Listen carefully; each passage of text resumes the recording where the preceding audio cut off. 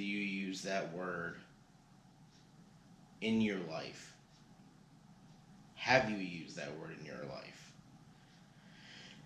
Um, are you familiar with that word? As I have come to decide that one of my goals with creating content is to understand the human condition, I've had to actively understand what perception is. And I've always kind of known, I think it's always just kind of been something that's come easy to me, is to understand what it means. As far as specifically defining it, I had to look it up. Um, Based on Webster's dictionary, perception is a way of regarding, understanding, or interpreting something. Basically, a mental interpretation. Uh, so, how you perceive something is often based on most likely what you've been raised to think about it, like what you hear your friends, your family, people around you. That's your perception of something. As you get older and you start to develop your own kind of view of the world around you, you have the ability to change your perception. Um, as far as people wanting to change their perception, that is absolutely a choice, because want is usually a choice. There are far too many people that don't want to change their perception of things because they're afraid of change. And that just baffles me. Um, I have always been somebody who has very much enjoyed expanding my knowledge and expanding my understanding of the world around me and of myself and my purpose in this world. So, my perception is always changing.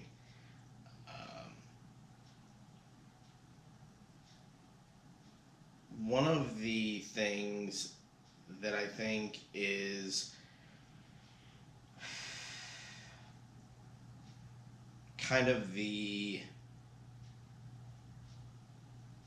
concept of the devil and the angel on your shoulders, like the good and the bad parts of you. I think the devil side of that is what is known as preconceived notion. And a preconceived notion is an opinion formed beforehand without adequate evidence. And I think we've seen a lot of that in the last decade plus, maybe. I would say, yeah, a little over a decade. There have been people who operate more on assumptions and preconceived notions to shape their perception. And that is just extremely dangerous, especially when they are an individual who most of the time refuses to educate themselves and possibly change their perception. Oftentimes people don't want to be proven wrong, and that is where the notion of not wanting to change your perception comes in, because people don't want to be proven wrong. So if they are shown facts of something, that means they have to change their perception. And I'll admit, to a certain extent, I don't like being vulnerable. And I think that if somebody who doesn't want to change their perception on something, it just means that they don't want to either be or appear to be vulnerable. I think a good way to kind of give an example of perception is, me right now. You're seeing me on camera. I'm wearing a camouflage hat that I got from a NASCAR racetrack. I'm also wearing a hoodie that has a logo and a brand. That logo and brand are camouflage. I don't know generally who views my videos. At some point, they will stumble upon this and they will see me. And based on everything, at least right now in 2019, their assumptions will probably be a white male in camo with an overgrown beard is likely a racist, bigot, homophobe, misogynist, whatever label you can come up with. That is somebody's preconceived notion based on their perception, based on the level of knowledge they have at any given time. So, without even knowing me, somebody could easily say that they don't want to get to know me because they assume those things about me. And I don't want to go so far as to say that those type of people are the people I don't want in my life, because I feel like those people eventually will evolve and change, and they'll come around and they'll want to get to know me. That's fine. I leave that door open. If those people make those assumptions, when those people make those assumptions, it's at that point I don't want to invite them into my life, because it's not going to be beneficial for either of us. Once they educate themselves and have a better perception, and they're operating off of knowledge instead of a preconceived notion, it'll be healthier for them and healthier for me when we have an interaction. So there's that. If you're somebody who has been on my channel since I started it a year ago, and most recently, if you have consumed any chunk of the material that I have on my channel, you've likely seen either the Don't Judge a Book by Its Cover video, or the most recent video where it says, since you're at that level. Those two storytime videos are perfect examples of times where there was a snap judgment assumption made about me based on my appearance. And one time was when somebody had an interaction with me at random in a store. The other time was a little bit more personal because it was a friend that made a statement to me that was just grossly inaccurate. As I said in the At That Level video, I don't think she said it with malicious intent. So I don't necessarily hold that against her, but it does make me more curious and cautious as to people's perception of me or preconceived notions.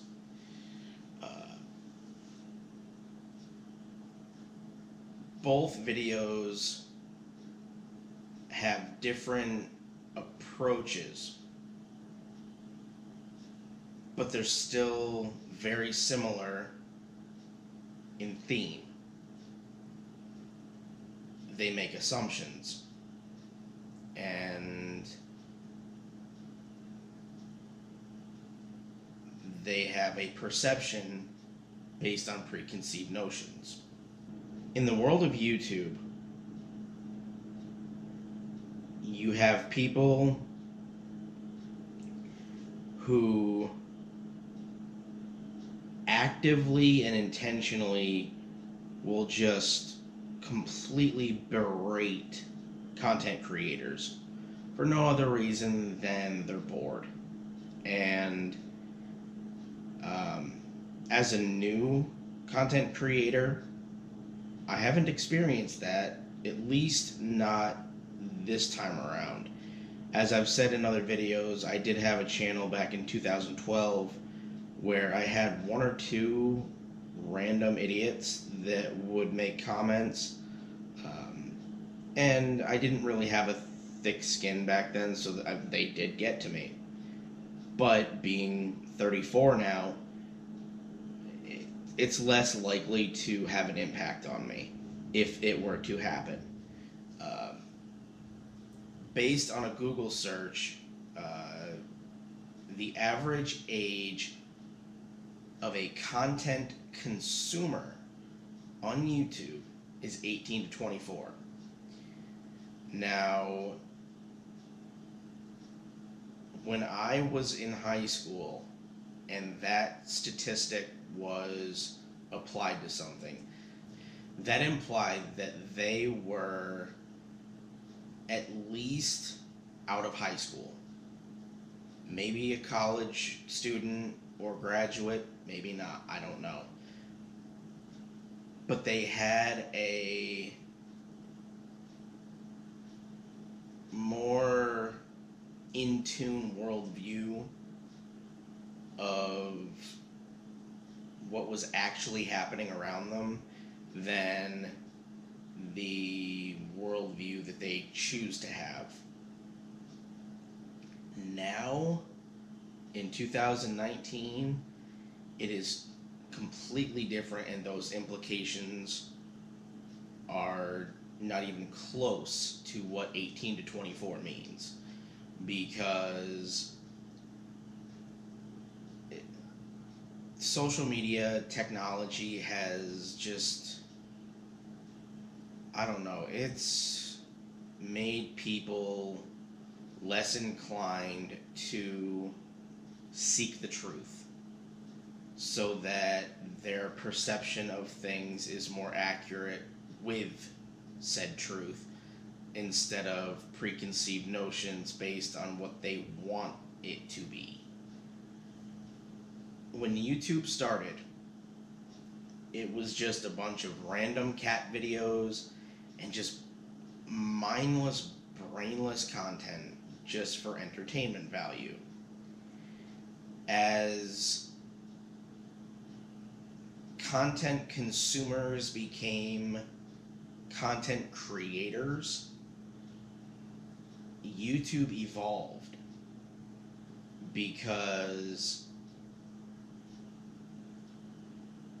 the people that were watching it evolved. And they wanted something different. I feel like the people that are content consumers in large are just content with what they're given. They're not interested in contributing anything or giving individual contributions.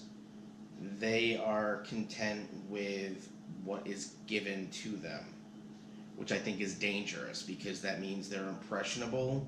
That means that they can be easily manipulated into anything and into thinking anything. Now, I understand that the simple consumer will always exist. We're not all going to have the desire to want to contribute something. There's always going to be those people that just want to consume what is provided instead of providing a contribution. That's fine. That's just kind of the way that humans are, as a general rule. There are those that seek to be constantly curious and creative, and there are those that simply just want to rely on others to provide for them. I don't think we're ever going to see everyone on the same page regarding equal contributions. I will say, as far as perception goes, your perception of the world around you, and often what people refer to as your worldview, that will change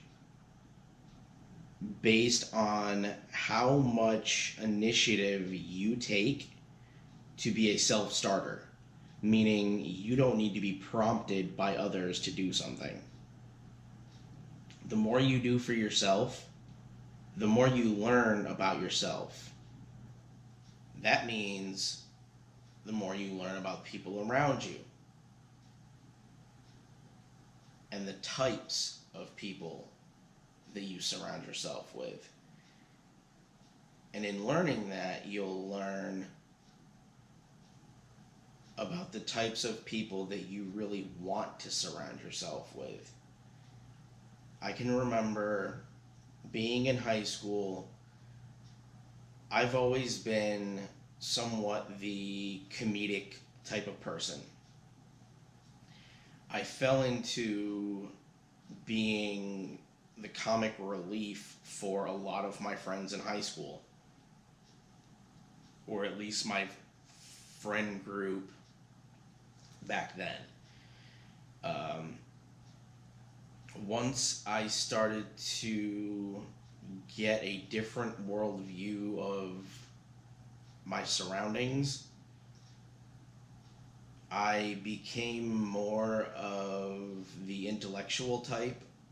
I decided to take on a more serious approach, I would say, or maybe a more targeted approach. I don't know. I don't know really what my approach was back then because I was 15, 16, something like that. But I remember developing a friend group that was a little bit more intellectual and a little bit more educated. And the people who I was previously the comic relief for all of a sudden started getting pissed off at me because I was being too serious, and they took my seriousness as me constantly being pissed off or aggressive toward them. And it was quite the opposite. I didn't I wanted to be around people who were interested in self evolution and evolving their perception. And I think that it was a long process. I still don't necessarily have a lot of people that I think are necessarily evolved to a point where they know what their worldview is.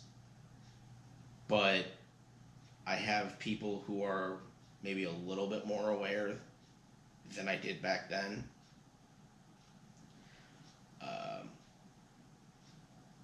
If you remember a couple of videos ago, I was talking about Danny Rosenberg, who works for Philip DeFranco.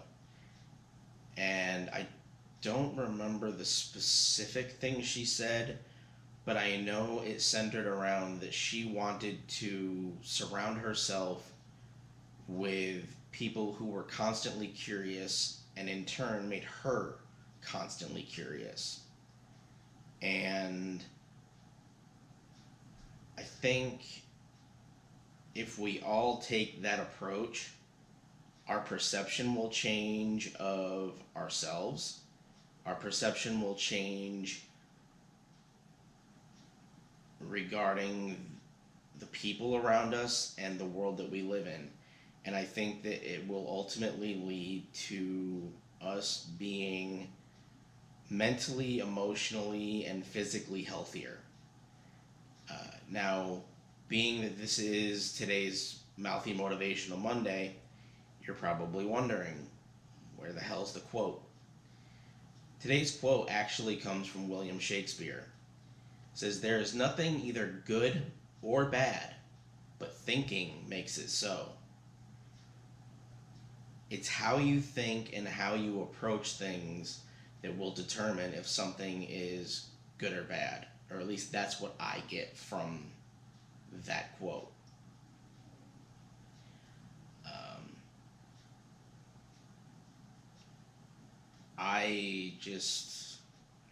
I think we need to really take a good hard look at